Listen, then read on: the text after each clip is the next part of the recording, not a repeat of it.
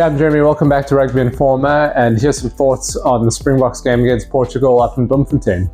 First and foremost, I think some credit's due to that Portuguese side. I think they played an exciting brand of rugby, a really ambitious, high-skill style of rugby that caught the Springboks sleeping in the first couple minutes of the game. Undeniably, everyone can see that the skill set is really high with those Portuguese players, especially with their outside backs. I mean, the speed of their handling, the movement of the ball, the flow of their rhythm with the back line, you can just see that they've got the skills to pull off this ambitious, wide style of rugby without the need to go through too many contact phases. You know, there's a lot of offloads, a lot of lob passes, really tested the width of the Springbok defense and even caught them off guard with some of these tactical kicks just behind their line, which I don't think they were expecting, which was evident in their first try, which the Portuguese are not interested in kicking. They just want to run from anywhere on the field. And they did so from a turnover just in front of their try line, ended up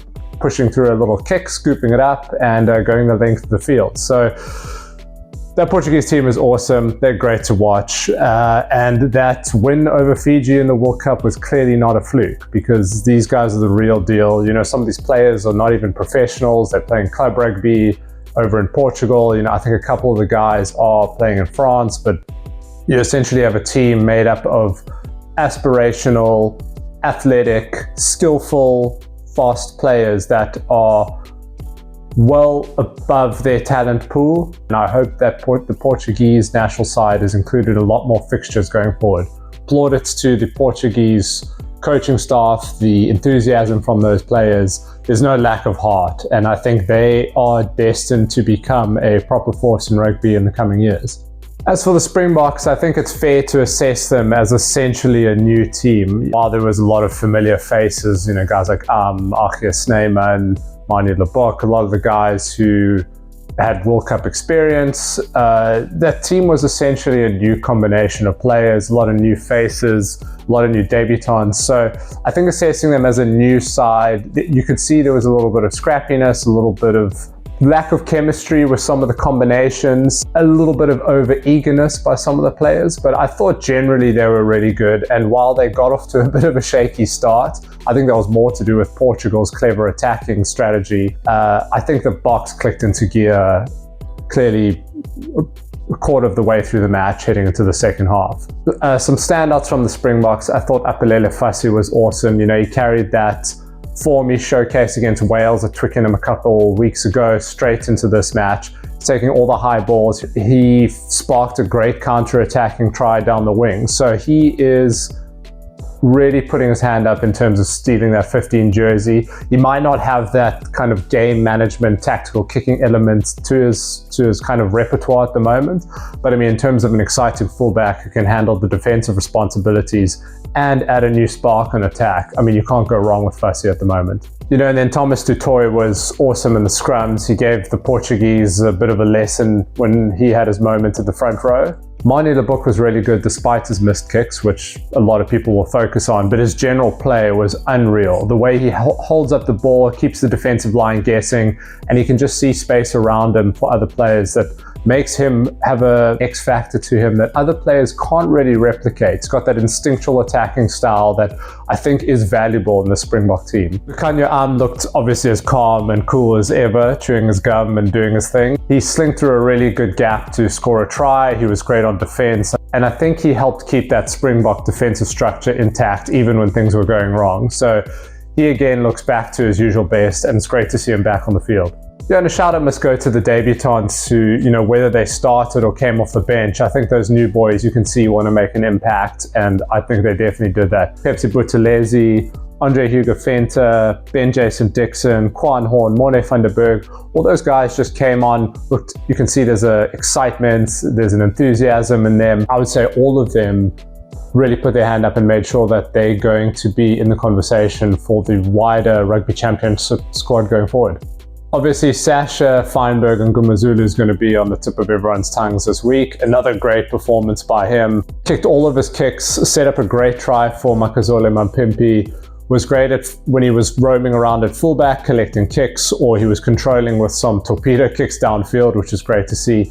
he really is looking like a test level fly half at this point. And maybe if he's utilized as kind of like a utility fly half fullback, I think he can slot into that role. And seeing the style he plays is quite reminiscent of Damian Willemse. So seeing Willemse coming back and him and Feinberg and Ngumazulu linking up, I think you're going to see a nice combination of an extremely high skill set at 10 and 15 or 10 and 12 or whatever combination they're probably going to field them in, swapping around on the field. So another great outing for Feinberg and Ngumazulu, and he just goes from strength to strength at the moment. Well, now obviously the elephant in the room, the yellow cards that came in the game, or the one that got upgraded to a red card.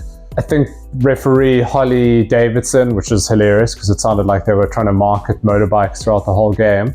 But I actually thought she did a really good job. You know, she was following the letter of the law and penalizing accordingly. I don't think she was harsh on either side. I think she was pretty fair with regards to penalties and letting the game flow. I thought she gave really good advantage to both sides when they needed it. You know, in the two specific incidences that people are going to talk about, the Andre Esterhuizen tackle, which resulted in a elevated yellow card that became a red. Look, it didn't look that bad in full speed, but at the end of the day, there was head-on-head contact. And, you know, anyone who watches that replay and says he couldn't have dropped lower is ridiculous. He could have dropped his height and absolutely rinsed that Portuguese attacker. So I think it was just poor technique by Esterhuizen. I don't think it was intentional, it wasn't malicious. He was trying to kind of close him down, and you know, he hit a little bit too high. His shoulder didn't make contact with the head, but the whiplash forced his head into the Portuguese player's head. So according to the letter of law, it is what it is. It's head-on-head contact. You just got to avoid those scenarios. So I think it was a fair call. I think the red card made a bit of an excessive penalization, but it is what it is. As for the Kurtley Arendse one, I think this is the one that rubbed a lot of people the wrong way. I actually think referee Harley Davidson got it right. So according to the law, what people refer to as a croc roll, the actual World Rugby laws state,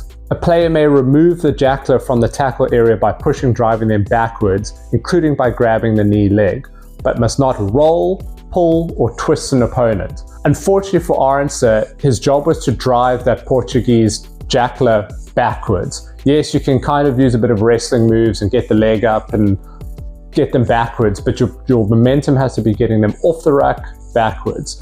As soon as you get onto a player's back and roll your body using your weight or your momentum, it's going to look like a croc roll. And watching the footage, unfortunately, I'm a big Arendse fan, but that is what he did.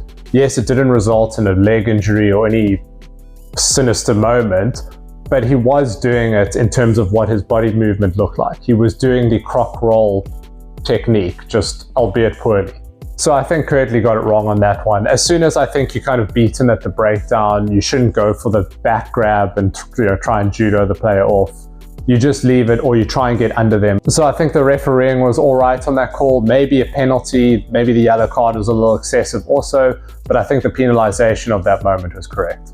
I think also something to think about, and when we're watching these games, is just because something happened a week before with a completely different ref and they interpreted a similar incident or a similar infringement in a different way or handed out a different card, it doesn't mean that the ref the next week must repeat the same kind of trajectory or the same strictness with their rules. There undoubtedly is a bit of frustration with World Rugby's kind of inconsistent education of the referees, I guess you can say, because at the end of the day, they are the ones that are implementing these refereeing protocols and these rules. So while I know as rugby fans we like to compare one incident to a similar one the week after or the week before, whatever it is, I think we've got to kind of look at these things in isolated incidences and take the bias of our fandom aside.